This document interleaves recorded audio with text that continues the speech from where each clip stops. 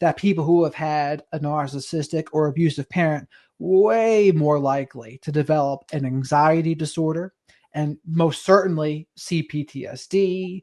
You said ADHD as well. Is there anything else that you see them have? Maybe other attachment issues, perhaps?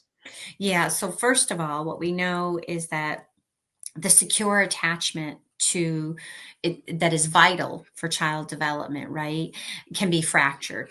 I call it malicious fracturing of attachment, where abusers purposefully, maliciously fracture that attachment with the protective, the safe parent, with grandparents, with extended family, right? It's anything to isolate and I call it the three I's. Abusers like to isolate, they like to intimidate in order to indoctrinate. That's how they Mm. do it. It's what happens in cults. It's kind of the same idea. It's a cult in the family, but it's the same idea.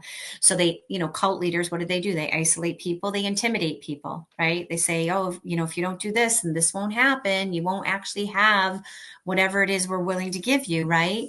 And so in that, you're more readily able to be indoctrinated. And so, yeah, these children suffer all of these things.